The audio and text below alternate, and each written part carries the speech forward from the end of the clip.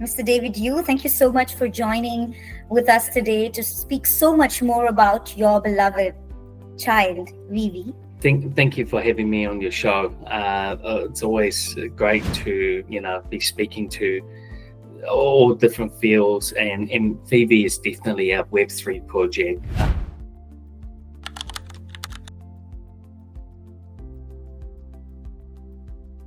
I started in the journey of collecting in the industry that I'm in at age 17, but at that stage in 97, it's very much physical products.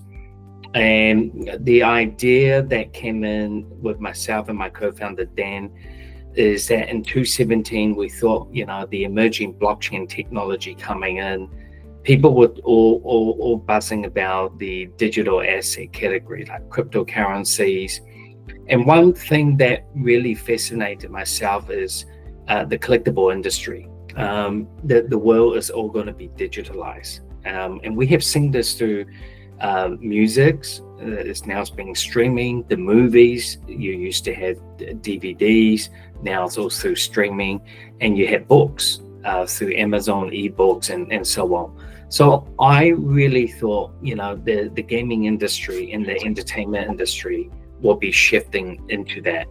And we were very lucky that we started in very early stage in the 17 and 18 building out using the blockchain. And that's really the forefront how we got into it.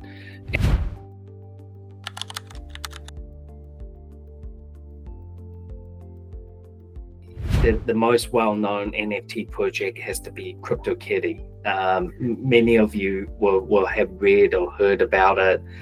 And that moment really came to go, wow, people will want to breed these cats and have real ownership of these cats and how they continue to evolve and how the world came together. And I do believe that for a moment, the CryptoKitty blocked out all the nodes and the speeds in Ethereum.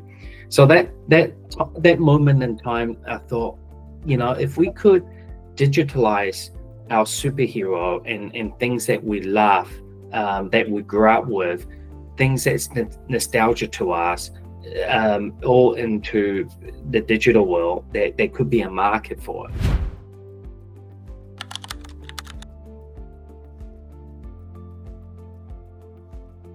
Yeah, I always talked about digital collectible, and the NFT is really like a byproduct. And there's many channels and many segues that this industry is going to go.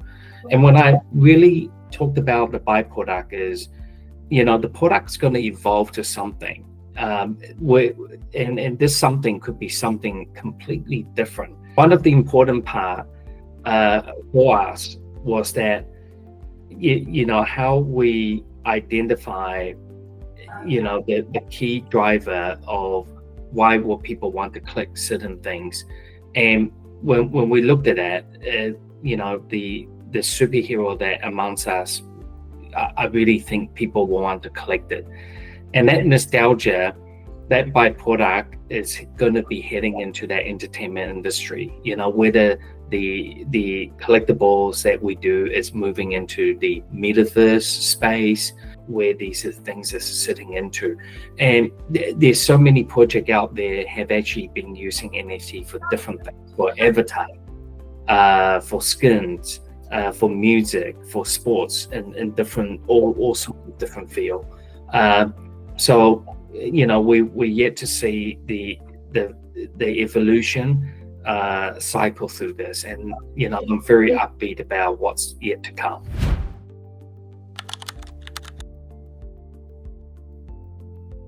I don't really see the downturn as a crisis as such.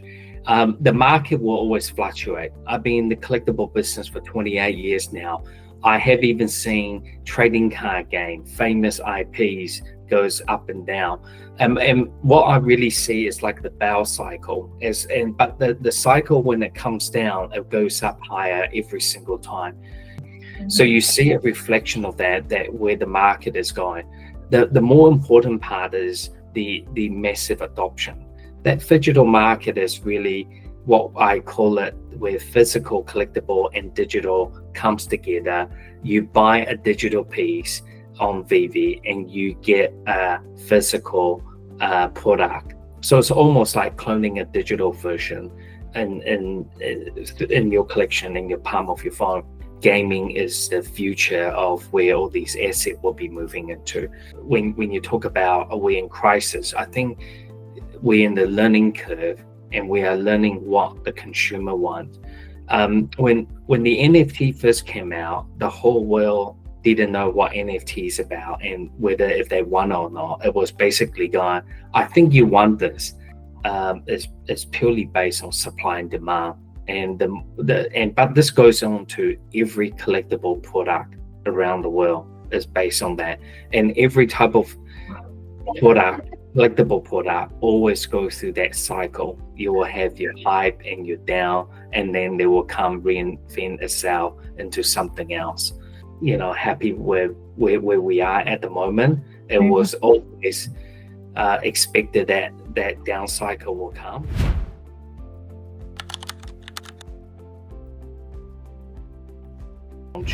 And most studios and partner and licensors or the talent creator, the artists, are all very scared because it's unknown territory.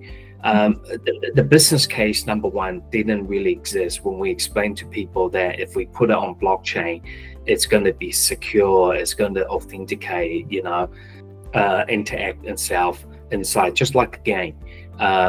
Your game characters will never go outside this game. We have brands like Aston Martin, we have Lamborghini, we have Maserati. So people want to make sure that Lamborghini that on VeVe you got and that unique number is meaningful for you, are secure, and it's traceable as well. Which blockchain number it is, but you can go to the Explorer and see it on chain that collectible that you purchase is connected to that serial number that you own.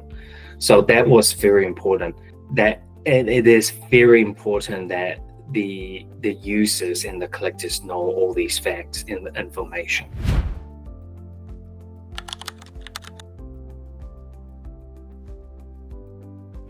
Yes, we have started to explore opportunities to use other blockchains, to mint other products, and to be in other platforms as well.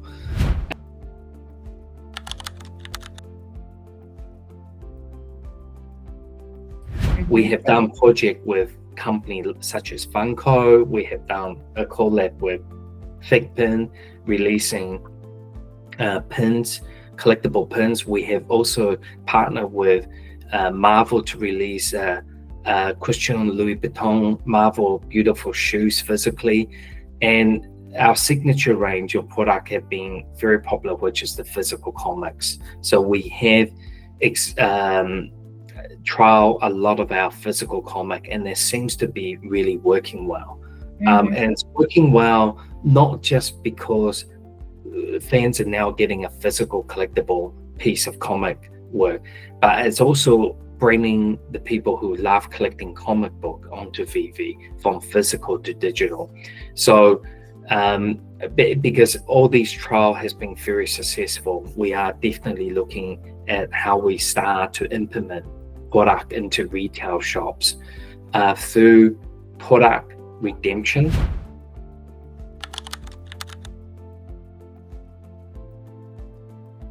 Forty 40% of our users are American-based, North America. There's definitely a very active user base here, and European customers are second on the list in a way of major collectors up in the greater Asia area. And we're talking the greater China area as one. We also see two major pockets where we try to be, Korea as one, and Japan. And if you're a collector, Japan, they have animes, everything basically from these massive IP. Once they get to Japan, it's all become kawaii, and that's a huge follow on. So Japanese market is always I'm always been fascinated about the Japanese market, how we can break into that market. It's a multi-billion. I think outside any other region around the world.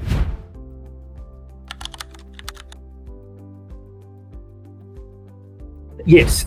So right now we do have secondary market royalty collections, and we collect it because we use a third-party blockchain. So we do pay the blockchain provider, and we also do collect money, transaction fee, shall I say, for the licensors of the talents. And this is because some of them have opt-in and a lot of them have opt-out on that secondary market transaction. And it's only really collected when a transaction has actually met the buyer and the seller, and a purchase has actually become successful. So we do that inside within VeVe.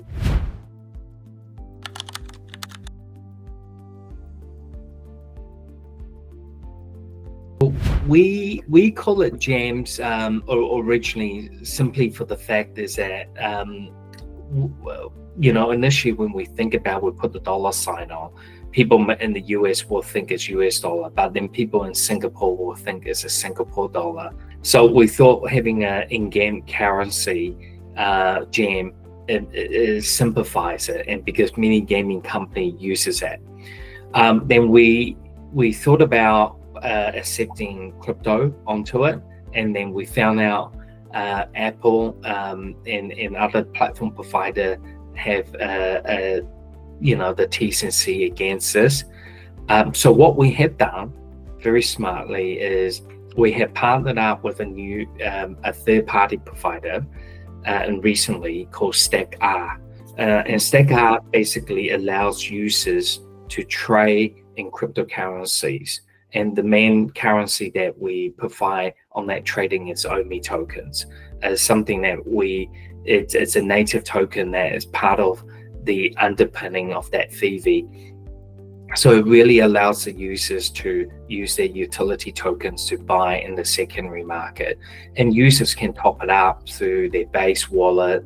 And now, yesterday we just announced that we have integrated with the Binance wallet as well, so you can actually purchase OMI in either base and Binance wallet by swapping your tokens around.